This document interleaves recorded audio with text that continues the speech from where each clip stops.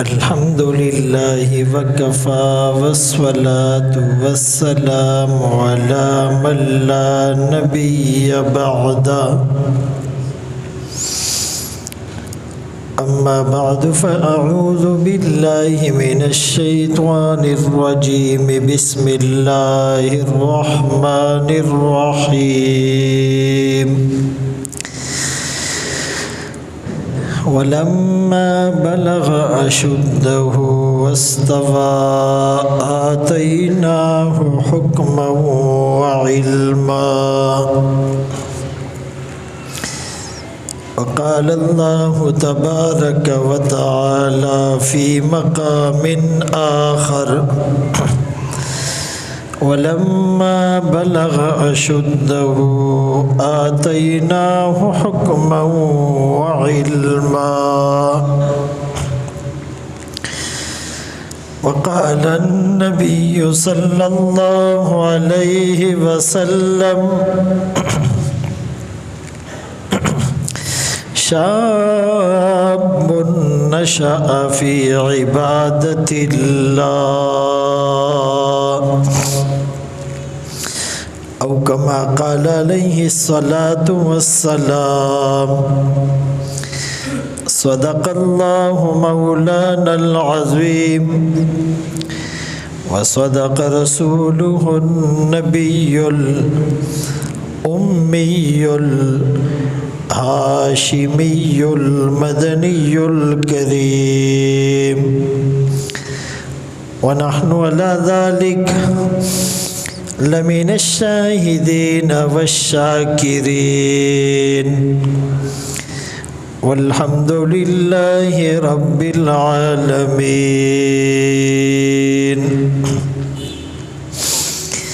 ثنا گو پتا پتا ہے خدایا دم بدم تیرا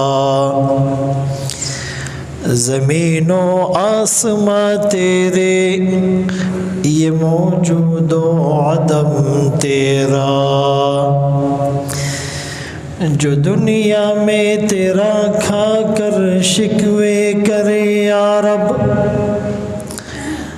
تعجب ہے کہ اس پر بھی ہو لطف و کرم تیرا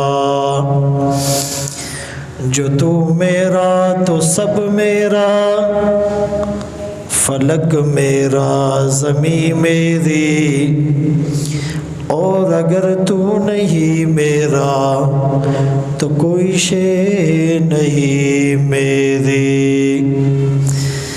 پانی پانی کر گئی مجھ کو کلندر کی یہ بات تو جھکا جب غیر کے آگے نہ تن تیرا نہ من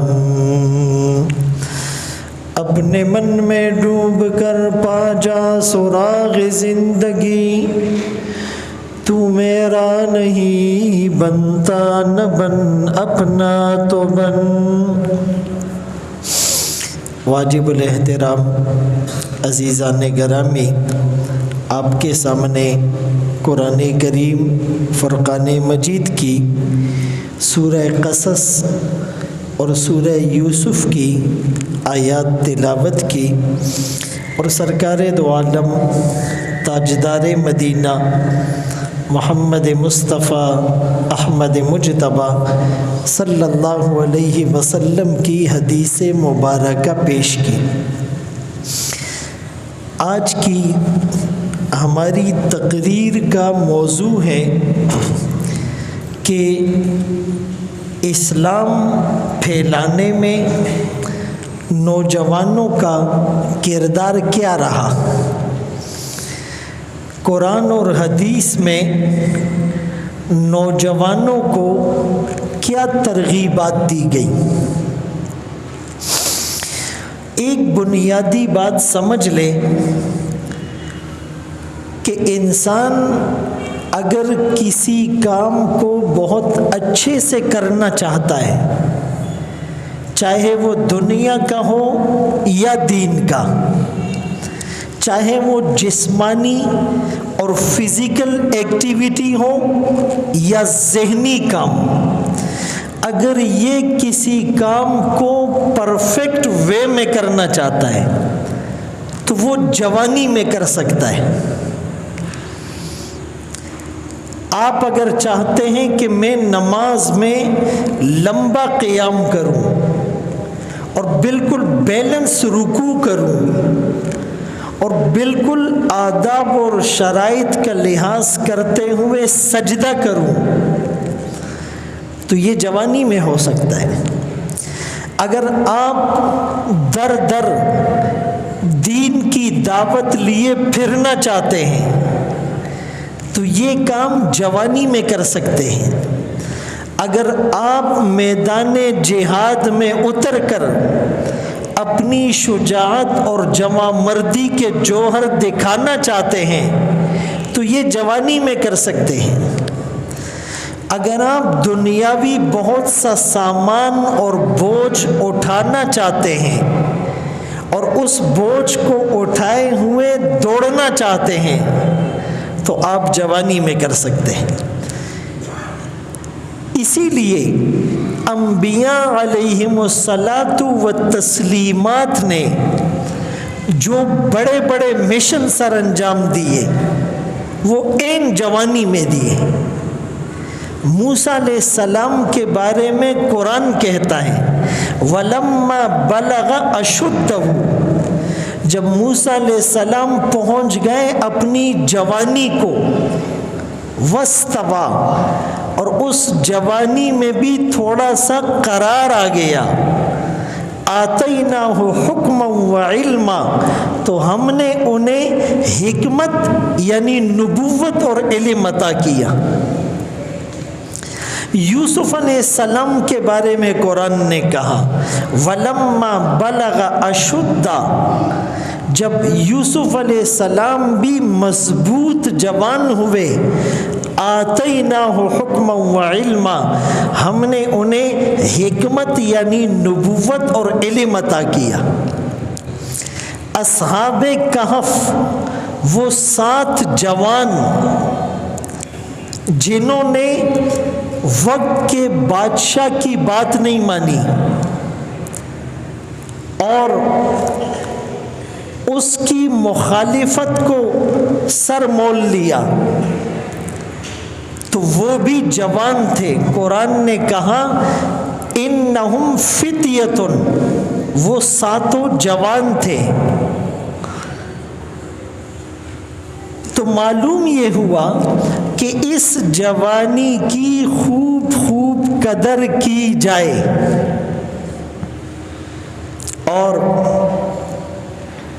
رسول اللہ صلی اللہ علیہ وسلم کو نبوت ملتی ہے، عمر 40 سال ہے، یعنی 40 سال جب جوانی بالکل سٹیبل ہو جاتی ہے، جب جوانی بالکل قرار پکڑ لیتی، چونکہ یہ جو نوخیز جوانی ہوتی ہے اس میں جذباتیت زیادہ ہوتی ہے، تو یہ جوانی جب قرار پکڑتی ہے 35-40 سال کی عمر، صدیق اکبر رضی اللہ عنہ اتنا بڑا کام کر گئے، حضرت عمر رضی اللہ تعالیٰ عنہ 22.5 لاکھ مربع میل پر اسلام کا پرچم لہرا گئے، حضرت عثمان غنی رضی اللہ عنہ کے زمانے میں فتوحات کا دائرہ پھیلتا چلا گیا، حضرت علی رضی اللہ تعالیٰ عنہ نے بڑے بڑے فتنوں کے سامنے سد سکندری کا رول ادا کیا، خالد بن ولید رضی اللہ تعالیٰ عنہ، ابو عبیدہ بن الجراح رضی اللہ تعالیٰ عنہ، حضرت حمزہ رضی اللہ عنہ، حضرت عباس اور پھر عبداللہ ابن عباس، عبداللہ ابن عمر، عبداللہ ابن مسعود رضی اللہ عنہم، ان تمام حضرات نے اپنی جوانی کا بھرپور فائدہ اٹھایا اور دین کا کام کیا۔ اور حدیث پاک میں رسول اللہ صلی اللہ علیہ وسلم ارشاد فرماتے ہیں کہ 7 قسم کے لوگ قیامت کے دن میدان محشر میں جب زمین تانبے کی اور سورج سوا نیزے کے فاصلے پر، اور انبیاء، اولیاء، اتقیاء، اصفیاء سب پہ لرزہ طاری، اور انسانیت بے لباس گناہوں کے پسینے میں ڈوبی ہوئی، اور جب اللہ اتنے جلال میں ہوں گے کہ آدم صفی اللہ، نوح نجی اللہ، داؤد خلیفۃ اللہ، ابراہیم خلیل اللہ، اسماعیل ذبیح اللہ، موسیٰ کلیم اللہ، عیسیٰ روح اللہ، تمام انبیاء کہیں گے آج ہم بات کرتے ہوئے گھبراہٹ کا شکار ہیں۔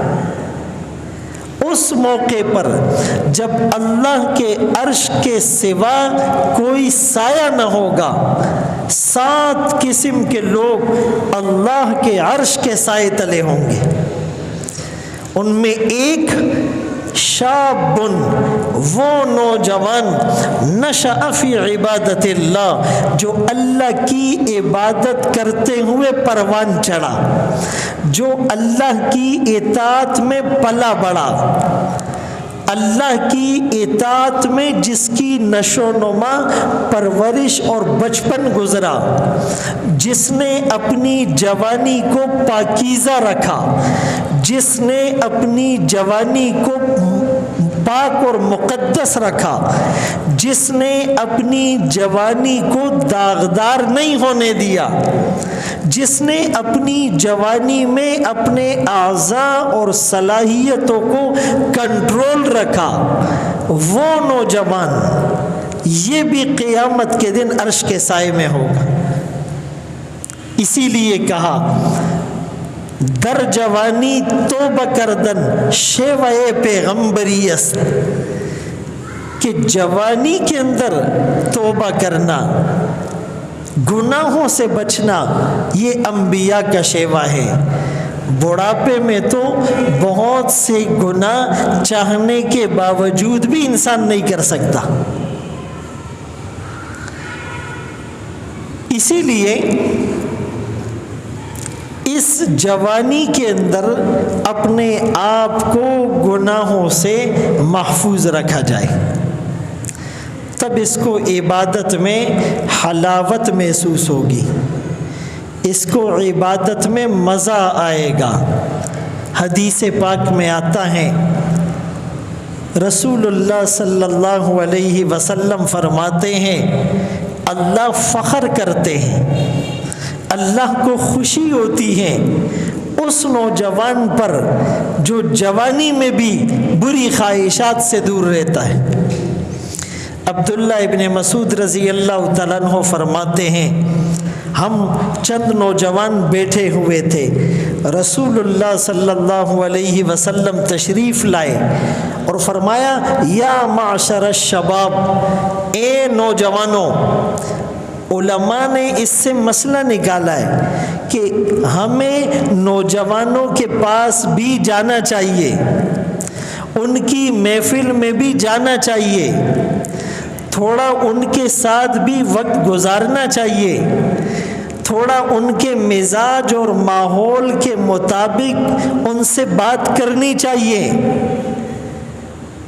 ایسا نہ ہو کہ جی نوجوانوں میں اور بڑوں میں گیپ آ جائے، بچوں میں اور بڑوں میں گیپ آ جائے، ایسا نہیں ہے۔ رسول اللہ صلی اللہ علیہ وسلم نوجوانوں کے پاس تشریف لائے اور کہا من استطاع منکم الباء فلیتزوج، جو تم میں سے شادی کی طاقت رکھتا ہے وہ شادی کرے، فإنہ اغض للبصر واحسن للفرج، یہ نظر کو جھکاتا ہے اور شرمگاہ کی حفاظت کرتا ہے۔ آپ نوجوانوں کو قبر آخرت کی بہت باتیں کریں، لیکن وہ گناہوں سے بچ نہیں پائیں گے، اس لیے کہ ان میں شہوت ہے، خواہشات ہیں، جوانی کا زور ہے، مستی ہے۔ آپ انہیں اس راستے کی طرف رہنمائی کرے جس سے یہ گناہ سے بچ سکتے ہیں۔ آپ صلی اللہ علیہ وسلم نے فرمایا جو شادی کی طاقت رکھتا ہے شادی کرے، یہ شادی کرنا میری سنت بھی ہے اور یہ نظر کو جھکاتا ہے اور شرمگاہ کی حفاظت کرتا ہے۔ اور جو فی الحال شادی کی طاقت نہیں رکھتا، مالی وسائل اس کے پاس نہیں ہے، تو وہ زیادہ روزے رکھے، ان روزوں سے اس کی شہوت قابو میں رہے گی۔ آج گناہ بڑھتے جا رہے ہیں، اس کی ایک وجہ تو یہ ہے کہ لوگ وقت سے پہلے بالغ ہو رہے ہیں۔ موبائل، ٹی وی، ڈرامے، فلمیں، dish antenna, cables, mix gathering, کو ایجوکیشن سسٹم، کہتے جی لڑکے اور لڑکیوں کا ایک ساتھ پڑھنا مجبوری ہے، اور یہ تو تعلیم ہے اور تعلیم حاصل کرنا تو جائز ہے ایک ساتھ۔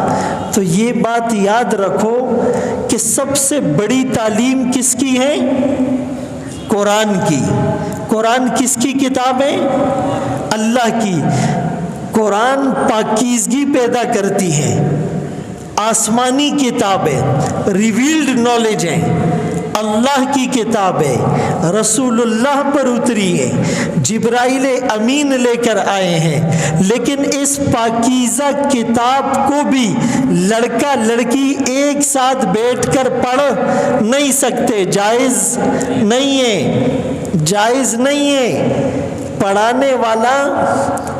پڑھانے والا جنید بغدادی ہو، پڑھنے والی رابعہ بصریہ کی طرح نیک ہو، اور یہ لوگ بیت اللہ میں بیٹھ کر پڑھا رہے ہوں اور قرآن پڑھا رہے ہوں، تب بھی جائز نہیں ہے۔ قرآن تو مکس گیدرنگ میں لڑکا لڑکی کا ایک ساتھ بیٹھ کر پڑھنا جائز نہیں ہے، اور ان اللہ فقیروں کا نظام جائز ہے۔ کہتے جی تعلیم ہے۔ بات سمجھ میں آ رہی ہے؟ حج کا سفر کتنا مقدس سفر ہے۔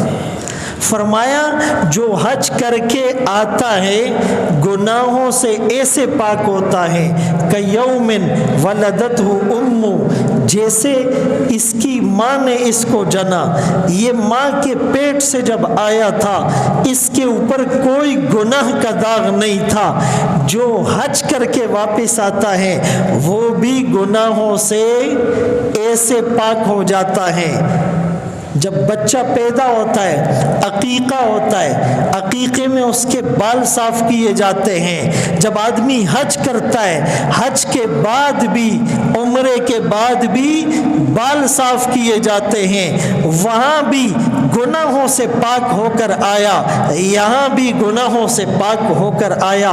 اتنا مقدس سفر ہے، وہاں یہ طواف کرتا ہے، سعی کرتا ہے، زمزم پیتا ہے، مقام ابراہیم پر نفل پڑھتا ہے، حجر اسود کا استلام اور بوسہ لیتا ہے، رکن یمانی کو ہاتھ لگاتا ہے، حتیم میں نفل پڑھتا ہے، منی اور عرفات میں لبیک اللہم لبیک کی صدائیں لگاتا ہے، اپنا لباس اتار کر، سر کی ٹوپی اور پگڑی اتار کر، پاؤں کے جوتے اور چپل اتار کر، رشتہ داروں کو چھوڑ کر، اتنی قربانی والا سفر، اتنا مقدس سفر، لیکن وہ سفر بھی عورت کے لیے بغیر محرم کے کرنا جائز۔ اور ادھر کہتے جی کالج جا رہی ہے، یونیورسٹی جا رہی ہے، اسکول جا رہی ہے، مارکیٹ جا رہی ہے، شاپنگ مال جا رہی ہے، تعلیم حاصل کرنے جا رہی ہے۔ کچھ آ رہا ہے سمجھ میں؟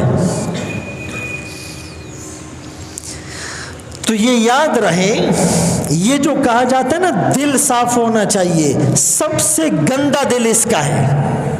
یہ جو کہتے ہیں نا پردہ تو دل کا ہوتا ہے، سب سے زیادہ گند اس کے دل اور دماغ میں بھرا ہوا ہے۔ جو یہ باتیں کر رہا ہے۔ اس سوچ نے انسانیت کو ننگا کر دیا۔ اس کائنات کے، اس امت کے پاکیزہ ترین لوگ صحابہ تھے۔ اس امت کی پاکیزہ ترین عورتیں ازواج مطہرات تھی، نبی کی بیویاں تھی، امت کی مائیں تھی۔ فرمایا ان پاکیزہ دل والے صحابہ کو کہا کہ جب تم ان پاکیزہ دل والی اپنی ماں سے کچھ مانگو گے فَاسْأَلُوهُنَّ مِنْ وَرَاءِ حجاب، پردے کے پیچھے سے مانگنا۔ اس امت کے پاکیزہ عورتوں نے اس امت کے پاکیزہ مردوں سے تو پردہ کیا، اور ہم کہتے دل صاف ہونا چاہیے۔ کائنات میں اس سے گندا دل کسی کا نہیں ہو سکتا جو ایسی بات کرتا ہے۔ اور یہ کیوں؟ ہمیں اپنا آپ معلوم ہے پردہ کیوں ضروری ہے۔ ایک ساتھ تعلیم کیوں نہیں حاصل کی جائے؟ من تقبل زان خ معلوم دے کس کے دل میں کیا چل رہا ہے، کس کے دماغ میں کیا چل رہا ہے، کس کی میموری میں کیا چل رہا ہے، کس کے خیالات کتنے پاکیزہ اور کتنے گندے ہیں، سب ہمیں معلوم ہے۔ اس پر فتویٰ لینے کی ضرورت نہیں ہے، گریبان میں جھانک لو جواب مل جائے گا۔ تو حج کا سفر عورت محرم کے بغیر رسول اللہ صلی اللہ علیہ وسلم کے زمانے میں، رسول اللہ صلی اللہ علیہ وسلم کے زمانے میں ایک صحابی آپ کے ساتھ جہاد کرنے جا رہا ہے، تو آپ نے حال احوال لیے، بھائی کیا نام ہے؟ فلاں نام ہے۔ شادی کی ہے؟ جی کی ہے۔ تو بیوی کہاں ہے؟ جی وہ تو حج پہ جا رہی ہے۔ کہا کس کے ساتھ جا رہی ہے؟ کہا اکیلے جا رہی ہے۔ آپ صلی اللہ علیہ وسلم نے کہا کہ تمہارا میرے ساتھ جہاد پر جانا ضروری نہیں ہے، جاؤ اپنی بیوی کو جوائن کرو اور اس کے ساتھ حج کا سفر کرو۔ ہم لوگوں نے پتہ نہیں کیا کیا مجبوریاں نکالی ہوئی ہے۔ ٹماٹر لانا بھی مجبوری ہے، پیاز لانا بھی مجبوری ہے، بچے کو چھوڑ کے آنا بھی مجبوری ہے، بچی کو کالج تک ڈراپ کر کے آنا بھی مجبوری ہے، عید پر شاپنگ کرنا بھی مجبوری ہے۔ بولا مردوں کو ٹائم نہیں ہوتا ہے، ایسا بھی نہ ہو۔ ہم کہتے ہیں مرد محرم کے ساتھ جاؤ، پردے میں جاؤ، بہت زیادہ ضرورت ہو تو جاؤ، آپ کا یہ عذر کام نہیں آئے گا میرا اوور ٹائم زیادہ تھا، مجھے ٹائم نہیں ملتا تھا۔ اللہ اکبر کبیر۔ بہرحال فرمایا کہ اللہ کو پسند ہے، اچھا لگتا ہے وہ جوان کہ جوانی میں بھی برے خیالات نہ ہو، بری خواہشات نہ ہو، پاک صاف اور ستھرا ہو۔ اور رسول اللہ صلی اللہ علیہ وسلم نے صحابہ میں جوانوں کی جماعت کو نکاح اور شادی کی طرف متوجہ کیا۔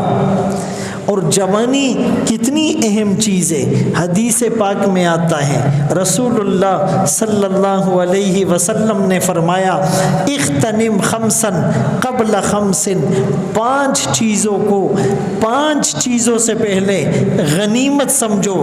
پہلی چیز حیاتک قبل موتک، اپنی زندگی کو موت سے پہلے غنیمت سمجھو۔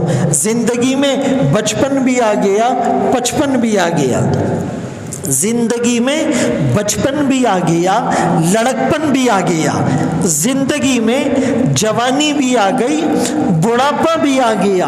الگ سے ذکر کرنے کی ضرورت نہیں تھی، لیکن جوانی کی اہمیت کو بتانے کے لیے آگے فرمایا شبابک قبل حرمک، اپنی جوانی کو بڑھاپے سے پہلے غنیمت سمجھو۔ عبداللہ ابن مسعود رضی اللہ تعالیٰ عنہ روایت کرتے ہیں قیامت کا دن ہوگا، میدان محشر ہوگا، زمین تانبے کی اور سورج سوا نیزے کے فاصلے پر ہوگا۔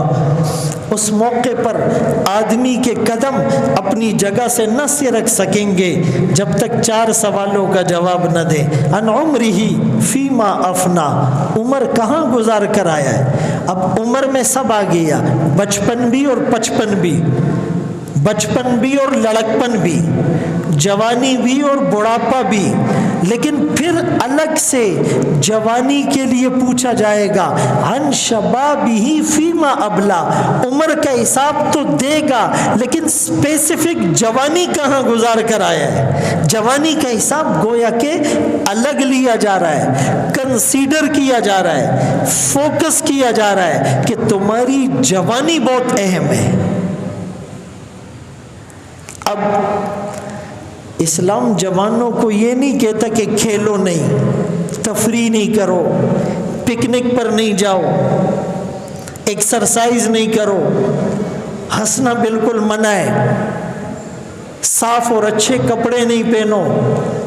اسلام یہ نہیں کہتا، اسلام کہتا ہے کھیل جائز ہے، تفریح بھی کرو، لیکن وہ کھیل تمہیں فرائض شرعیہ سے غافل نہ کرے، وہ کھیل تمہیں فرائض شرعیہ سے غافل نہ کرے، بامقصد کھیلو، دینی یا دنیاوی فائدہ اس میں ہو، صحت بخش کھیلو، دماغ کو ریلیکس کرنے والا، فریش کرنے والا اور نشو و نما کرنے والا گیم ہو، جائز ہے۔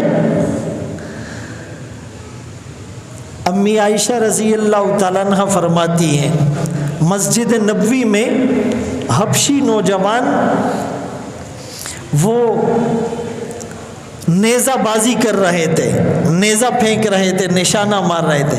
کہا رسول اللہ صلی اللہ علیہ وسلم کی اوٹ میں کھڑے ہو کر میں وہ کھیل دیکھ رہی تھی۔ مسجد نبوی کے صحن میں وہ جائز کھیل تھا، صحابہ کھیلتے تھے، آقا دیکھتے تھے، لیکن اس میں فائدہ تھا، جسم کا، دماغ کا، قوت کا۔ جہاد کے لیے ایک سپاہی اور مجاہد تیار ہو رہا تھا۔ ایک دفعہ رسول اللہ صلی اللہ علیہ وسلم ایک نوجوانوں کے پاس سے گزرے، وہ تیر اندازی کھیل رہے تھے، تو آپ صلی اللہ علیہ وسلم نے فرمایا اے اسماعیل کے بیٹو تیر اندازی کرو، تمہارے والد بھی تیر انداز تھے، انبیاء نے بھی اس طرح کھیل کھیلا ہے، تیر اندازی کرو۔ اور کہا میں اس گروپ کے ساتھ ہوں، تو دوسرے گروپ نے تیر رکھ دیے، کہا ہم نہیں کھیلتے۔ آپ نے فرمایا کیوں؟ انہوں نے کہا آپ اس گروپ کے ساتھ ہیں، ہم آپ کی مخالفت میں تیر کیسے چلا سکتے؟ آپ صلی اللہ علیہ وسلم نے فرمایا ارمو انا معکم کلکم، تیر مارو میں تم سب کے ساتھ ہوں۔ پھر آپ ان کے ساتھ بیٹھے۔ دوڑ کا مقابلہ جائز ہے۔ خود امی عائشہ رضی اللہ تعالیٰ عنہ رسول اللہ صلی اللہ علیہ وسلم کے ساتھ دوڑ کا مقابلہ کیا 2 بار۔ صحابہ دوڑ کا مقابلہ کرتے تھے، گھوڑ سواری کا مقابلہ کرتے تھے، اور پہلوانی اور کشتی جائز ہیں۔ خود رسول اللہ صلی اللہ علیہ وسلم نے رکانہ سے کشتی لڑی اور اس کو 3 دفعہ چت کیا۔ تو نوجوانوں کے لیے کھیل منع نہیں ہے، کھیل ناجائز نہیں ہے۔ یہ اصول یاد رکھو، معاملات میں اور عادات میں، معاملات میں اور عادات میں جب تک شریعت کی طرف سے منع اور ممانعت نہ ہو وہ کھیل جائز ہے۔ لیکن ایک اصول یاد رکھو کہ شریعت کا مقصد کھیلوں کو فروغ دینا نہیں ہے، شریعت کا مقصد لوگوں کو جسٹ کھلاڑی بنانا نہیں ہے، شریعت کا مقصد ایک مومن قوی ہو، ایکٹیو ہو، چست ہو، چاق و چوبند ہو، بھاگ سکتا ہو، دوڑ لگا سکتا ہو، کافروں سے مقابلہ کر سکتا ہو، جہاد کر سکتا ہو، اس کی صحت اچھی ہو، اس کی باڈی اچھی ہو، یہ مقصد ہے شریعت کا۔ اور وہ کھیل تمہیں فرائض شریعہ سے غافل نہ کرے، فرائض شریعہ سے غافل نہ کرے۔ حدیث میں آتا ہے المؤمن القوی خیر من الضعیف، المؤمن القوی خیر واحب الی اللہ من المؤمن الضعیف۔ ایک مومن جو قوی ہے وہ اللہ کو زیادہ پسند ہے، وہ بہتر ہے اس مومن سے جو کمزور ہو۔ اس کا ایک مطلب مفسرین اور محدثین نے لکھا کہ بھائی جسمانی طور پر قوی ہو یہ اللہ کو زیادہ پسند ہے۔ صحابہ کی صفت اشداء علی الکفار، کافروں پر سخت وہ تب ہوں گے جب خود مضبوط ہوں گے۔ ہو حلقہ یارا تو ابریشم کی طرح نرم، رزم حق و باطل ہو تو فولاد ہے مومن۔ یا یحییٰ خذ الکتاب بقوہ، اے یحییٰ اس کتاب کو قوت کے ساتھ پکڑ۔ وَأَعِدُّوا لَهُمْ مَا اسْتَطَعْتُم مِّن قُوَّةٍ، کافروں کے خلاف تیاری کرو پوری قوت کے ساتھ۔ تُرْہِبُونَ بِهِ عَدُوَّ اللَّهِ وَعَدُوَّكُمْ، تاکہ یہ تمہیں دیکھ کر ڈر جائے۔ اور جب قوت ہوگی تو عبادات اچھی ہوگی۔ بعض مفسرین اور محدثین نے لکھا قوی مومن سے مراد جسمانی قوت نہیں ہے، روحانی قوت مراد ہے۔ بعض اوقات جسمانی قوت تو گناہ کا ذریعہ بنتی ہے، جو جتنا قوی ہوتا ہے گناہ زیادہ کرتا ہے۔ تو فرمایا کہ یہاں مومن قوی سے مراد روحانی قوت، باطنی قوت، اعمال کی قوت، تقوی کی قوت، علم کی قوت، حلم کی قوت، بردباری کی قوت، برداشت کی قوت، تہجد کی قوت۔ وہ مومن قوی ہے جس سے نماز نہیں چھوٹتی، وہ مومن قوی ہے جس سے تہجد نہیں چھوٹتی، وہ مومن قوی ہے جو 2-4 سپارے قرآن پڑھتا ہے، وہ مومن قوی ہے جو روزانہ صلاۃ التسبیح پڑھتا ہے، وہ مومن قوی ہے جو روزانہ ذکر کرتا ہے، وہ مومن قوی ہے جو روزانہ درود پڑھتا ہے، وہ مومن قوی ہے جس کو حدیث یاد ہے، وہ مومن قوی ہے جس کو نماز کے مسائل کا پتہ ہے، وہ مومن قوی ہے جس کی نظر اس کے قابو میں، جس کے کان اس کے قابو میں، جس کی زبان اس کے قابو میں، جس کے ہاتھ گناہوں کی طرف نہیں بڑھتے، جس کے پیٹ میں حرام کا لقمہ نہیں، جس کے جیب میں حرام کا لقمہ نہیں، جو سود سے اپنے آپ کو بچا کے رکھتا ہے، رشوت سے بچتا ہے، وہ مومن قوی ہے۔ آج کل کے نوجوان تو جتنے قوی ہیں اتنے گناہوں میں ڈوبے ہوئے، ان سے تو ہمارے یہ بوڑھے 1000 لاکھ درجے اچھے ہیں۔ بہرحال لیکن اسی حدیث میں آگے فرمایا وَحْرِصْ عَلَىٰ مَا يَنْفَعُ، اس پر حرص کرو جو تمہیں نفع دے، چاہے وہ دین کا ہو یا دنیا کا ہو۔ آدمی ایسی کوشش کرے کہ میں جسمانی طور پر بھی قوی ہوں اور روحانی طور پر بھی، ایسا بھی ہے۔ بہت سے صحابہ، بہت سے تابعین، بہت سے نوجوان ایسے ہیں اللہ نے بدن کی قوت بھی دی ہے اور روحانی قوت بھی دی ہے، ایسا بھی ہے۔ وَاسْتَعِنْ بِاللَّهِ، جب آدمی قوی ہوتا ہے تو اکثر اللہ کو بھول جاتا ہے۔ یعتمد علی نفسی، اپنے آپ پر بھروسہ ہوتا ہے، ایسا نہیں کرنا، اللہ سے مدد مانگتے رہنا۔ تم میں سے کوئی نمک بھی مانگتا ہے اللہ سے مانگے، جوتے کا تسمہ ٹوٹ جائے اللہ سے مانگے۔ ہم اللہ کے محتاج ہیں۔ جتنا بڑا باڈی بلڈر ہو، جتنا زیادہ ویٹ لفٹنگ کرنے والا ہو، کتنا ہی بڑا مارشل آرٹ کا ماہر ہو، کتنا ہی بڑا کک باکسر ہو، کتنا ہی اچھا اس کا قد ہو، کتنے ہی اس کے مسلز بنے ہوئے ہو، کتنا ہی اس کا سٹیمنا اچھا اچھا ہو، کتنی اس کی ریزسٹنس پاور اچھی ہو، لیکن ایک بیکٹیریا اس کے جسم میں جاتا ہے، یہ پہلوان بستر پہ گر جاتا ہے۔ ایک چھوٹا سا کرونا اس کو کہیں کا نہیں چھوڑتا۔ ایک ڈینگی، وہ مچھر جس نے نمرود کو بھی شکست دی تھی، وہی ڈینگی بیماری انسان کو لٹا دیتی ہے۔ وَاسْتَعِنْ بِاللَّهِ، اپنی قوت میں آ کر اللہ کو نہیں بھولنا، اللہ کو یاد رکھنا ہے۔ وَلَا تَعْجَزْ، نیکی کرنے سے تو عاجز نہ رہے۔ اور کچھ لوگ یہ کہتے ہیں کہ جی یہ مصیبت آئی، اگر میں ایسا کرتا تو مصیبت نہیں آتی۔ فرمائے یہ جو اگر ہے، اگر لو، عربی میں اس کو لو کہتے ہیں، تفتح عمل الشیطان، یہ شیطان کا دروازہ کھولتا ہے۔ کوئی نقصان ہو جائے، بولو اللہ کی تقدیر تھی، جو اللہ چاہتے وہی ہوتا ہے۔ میں جتنی بھی تدبیر اور پلاننگ کرتا، نقصان ہونا تھا۔ واللہ غالب علی امری، جب یہ سوچ ہوگی یہ پاگل نہیں ہوگا، یہ ٹینشن کا مریض نہیں ہوگا، یہ ڈپریشن کا شکار نہیں ہوگا، اس کی نیند نہیں بھاگے گی، یہ اعصابی بیماری میں مبتلا نہیں ہوگا، یہ وہمی اور وسوسے کا شکار نہیں ہوگا۔ اللہ کی تقدیر پر ایسا یقین۔ تو کھیل سے منع نہیں ہے، لیکن ایک شرط، وہ کھیل بامقصد ہو۔ اور شریعت کا مقصد کھیلوں کو فروغ دینا نہیں ہے، شریعت کا مقصد کھلاڑی تیار کرنا نہیں ہے، اور وہ کھیل تمہیں فرائض شریعہ سے غافل نہ کرے۔ آج کل میچز ہو رہے ہیں اور آگے چل کر PSL کے میچ ہوں گے۔ سب سے بڑی اس میں بیماری کہ لڑکے لڑکیاں ایک ساتھ اسٹیڈیم میں بیٹھے ہوتے ہیں، یہ جائز ہے۔